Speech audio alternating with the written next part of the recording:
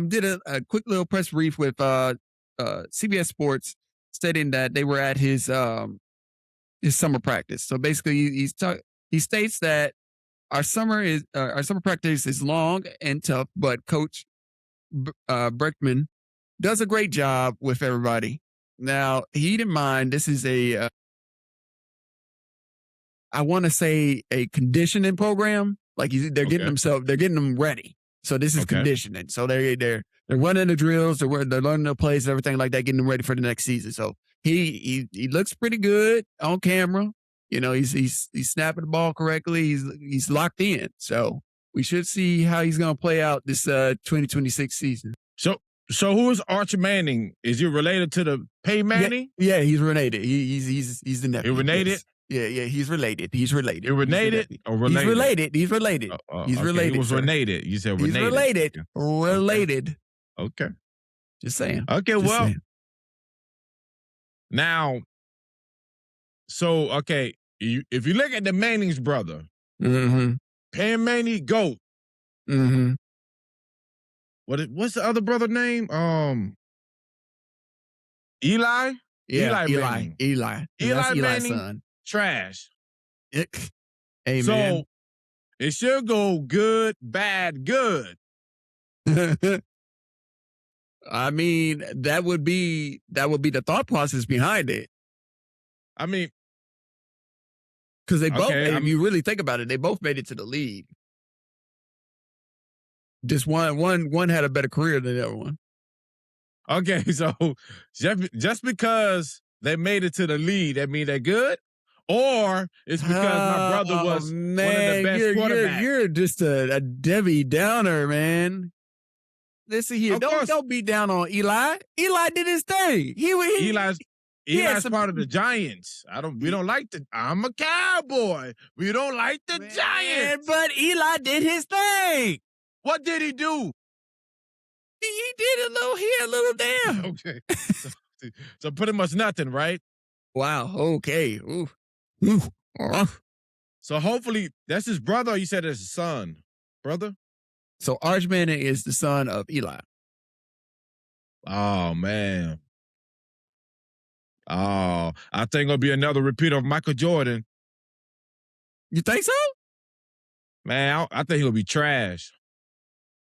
Because, if you look at Peyton Manning and through his years of football, Peyton Manning, he wasn't a runner. Yeah. He wasn't fast. He was a thrower. Yeah. And if the kid, whatever the kid name is, if he don't develop throwing arch, if he don't got an arch in that arm to throw, nah, man, it'll be trash. Like I said, we're gonna have to keep an eye on him. He's over there playing for Texas. So he's in the back. In the backyard. Man. He in the backyard. He right there. So you can keep an eye on him if you want to. See, that's the problem. He's in the back. We in the front. Aggies, right, we're in the front. Okay, hey, who that? Bro. Lock that gate. Gate locked, baby.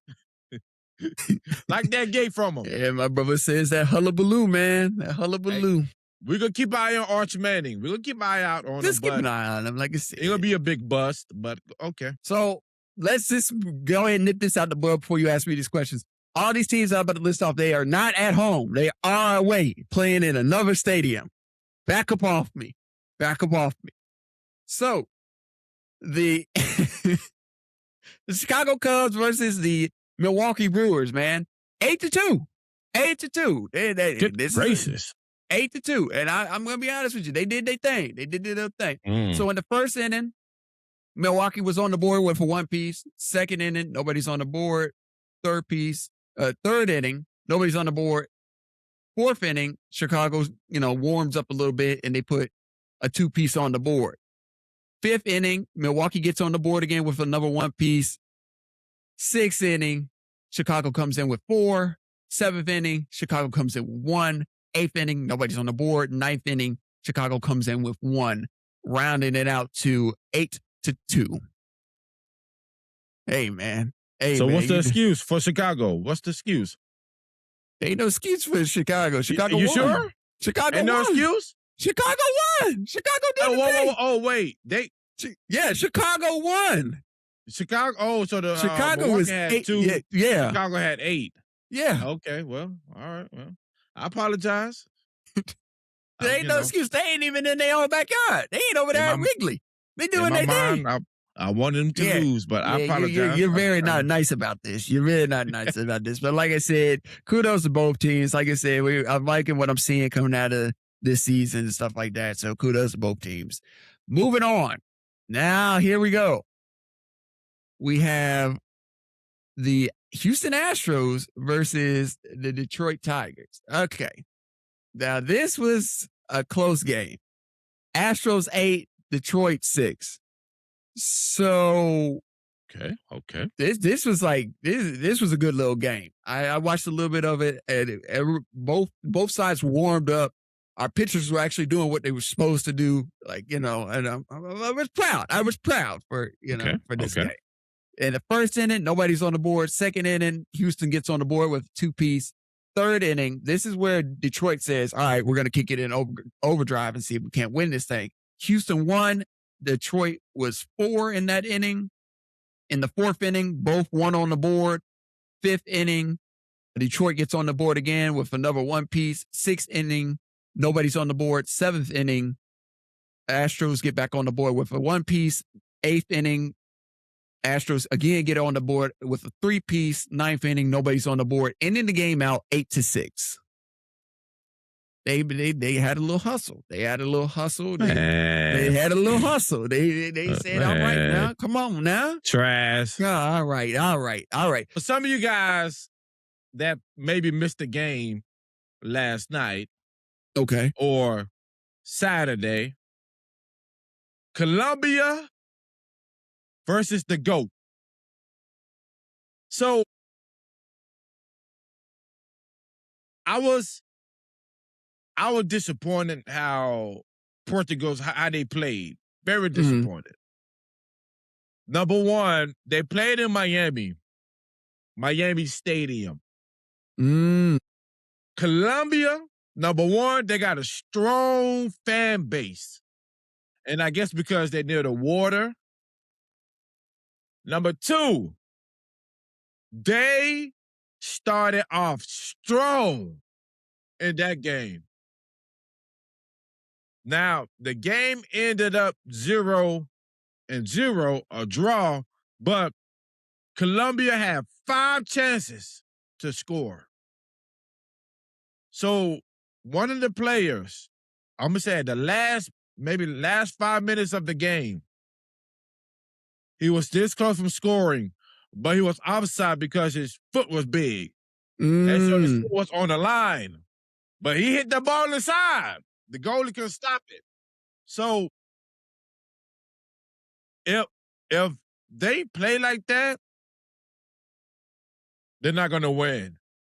I was very disappointed in all the performance of all the players. Colombia came out there like they wanted it. I mean, the fan base was out there tough.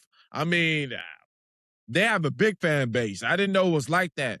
They out there. Good support. I don't know, but like I said, I was very disappointed. That game, it had a lot of energy, but it was bad energy if, you know what I'm saying, you're on the GOAT team. Yeah. I don't know what happened, but Colombia was hungry. So, and now Portugal's, we have a hard schedule. Okay. We got Spain, France, and another team. I don't know who else. Yeah, tough schedule. And what category? What group was y'all?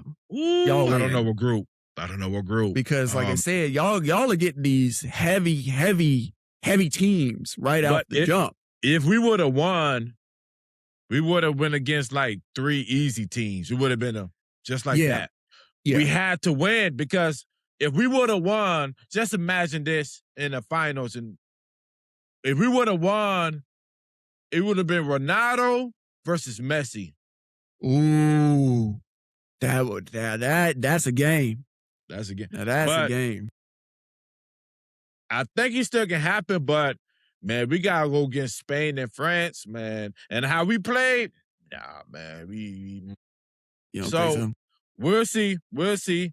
But I want to shout out to Colombia. You guys, your fan base came out strong. When they showed the stadium, nothing but yellow, yellow, yellow, yellow. Boy, it looked like a bunch of bananas out there. Man, really, man. You may see like a little red here. But man, them boys came strong. But I get it, being in Florida, there's a lot of, I think it's a lot of Colombians that stay out. Yeah, it's a lot of Colombians in Miami. So it makes sense. It makes sense. So we'll see, man. That's it, my brother.